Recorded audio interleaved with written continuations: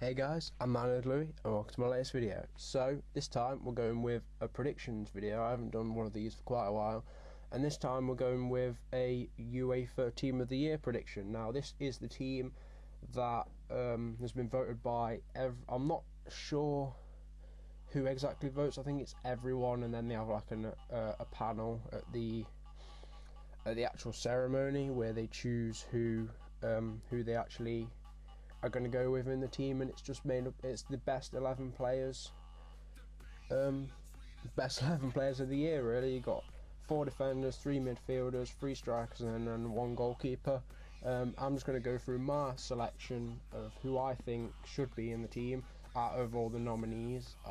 Obviously, if it was out of all the football players in the world, I would probably pick very different ones, but I've gone with the nominees to keep it as realistic as possible, and hopefully I'm somewhere close to what the actual team will be. I'm using the Ultimate Team website Foothead to just show you what the players are, who I'm going to pick, just so you can visualise it a bit more. It's just a bit more exciting than just listening to my own voice, which is, you probably wouldn't want to do that unless you may as well watch paint dry, to be honest. It's more interesting, but hopefully the video will keep you occupied. So the first person we're going to go with is the goalkeeper, and you've probably already guessed because he's just an absolute god in FIFA and in real life, and that is Manuel Neuer.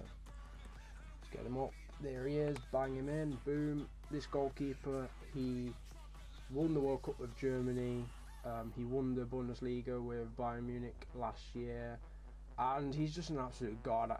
It's hard to say. I mean, in my opinion, there's no better goalkeeper in the world. He commands his areas so well. He comes off his line when he should, stays on it when he shouldn't. Mignolet, you need to take note, because you don't seem to come off your line ever.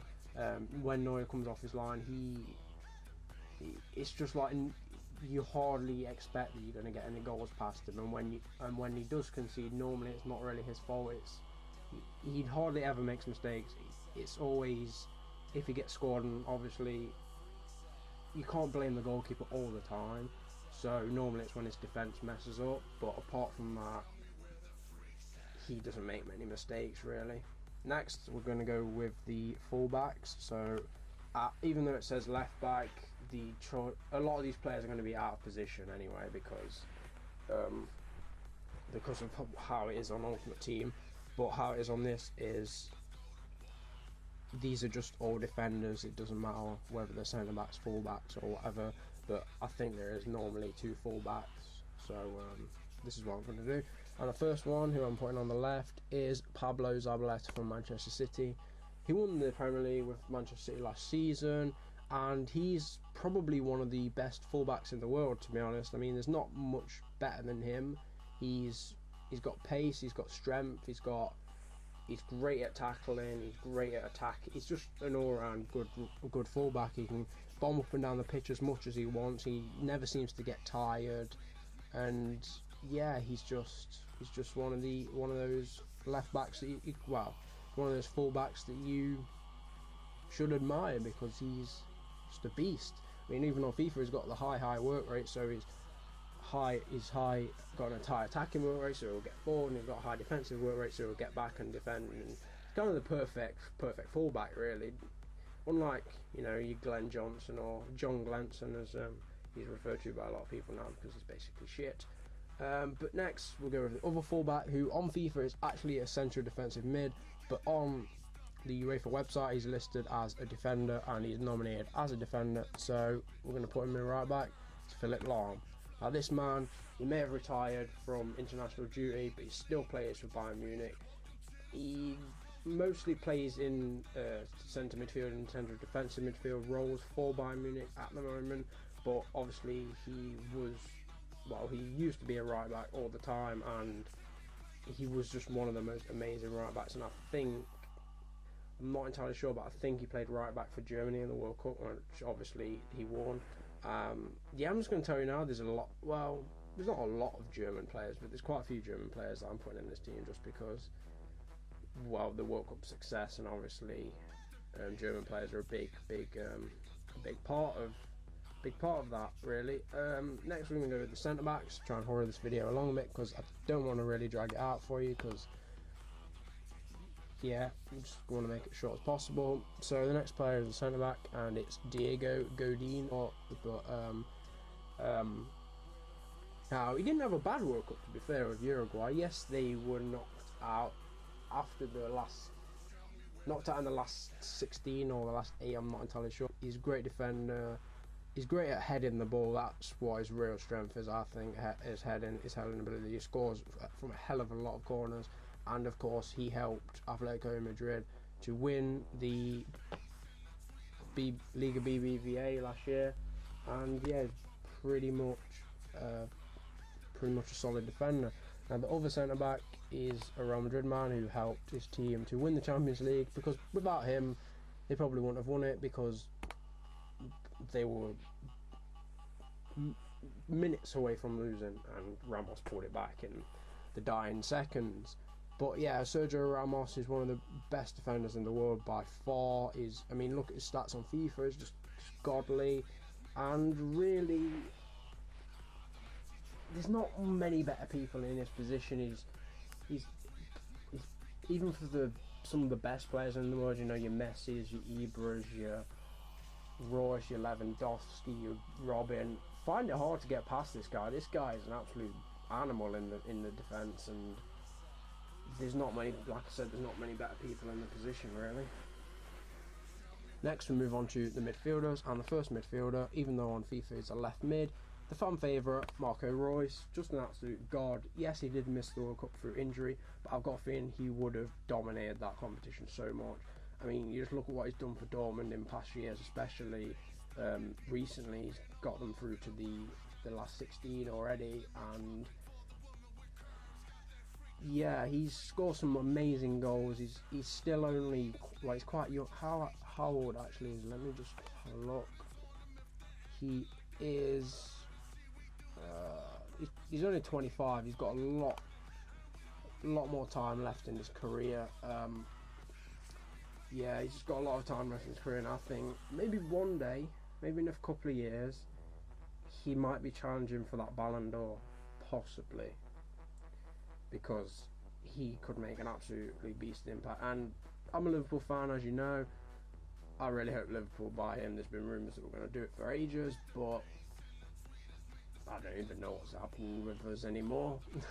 So yeah, you know, that's Royce. Next player is Yaya Toure, who basically, in my opinion, Man City would not have won the league without Toure. He's like their key player. Like, without him and Aguero, Man City would be like an average team. They kind of be like Europa League kind of spot, really, because yeah, they do have some amazing players. Yes, David Silva as well, but without Yaya Toure and Aguero, you've got no hope, because Toure is just, he's that tank, he's that leader, he's got everything going for him. He's good at attacking, good at defending, good at holding the ball.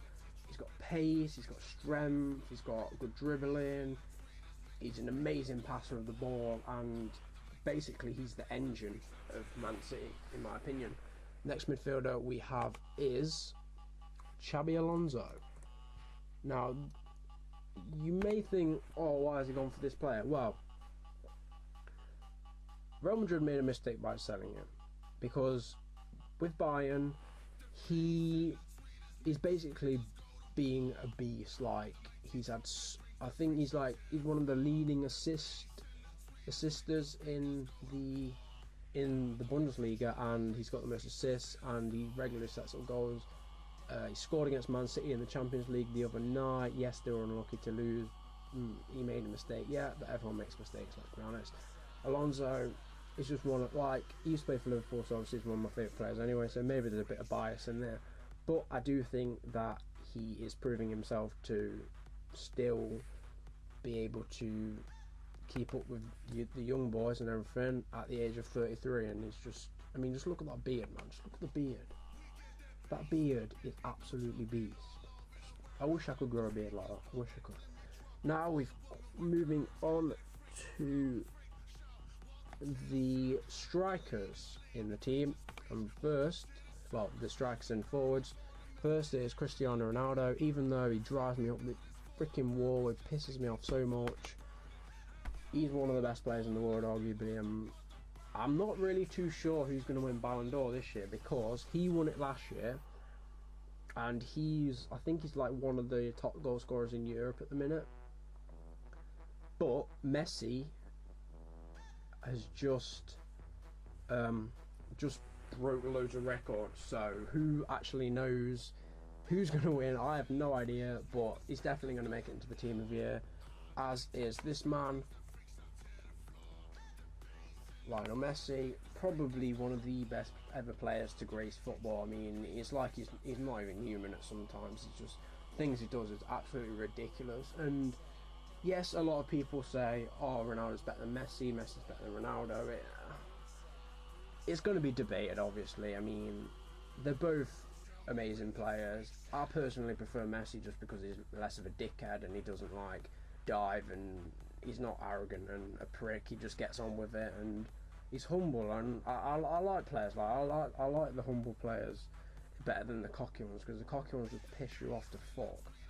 But Messi, yeah, what a guy. If I could meet any of those two, whether it's Ronaldo or Messi, I'd choose Messi because he's not a prick, basically.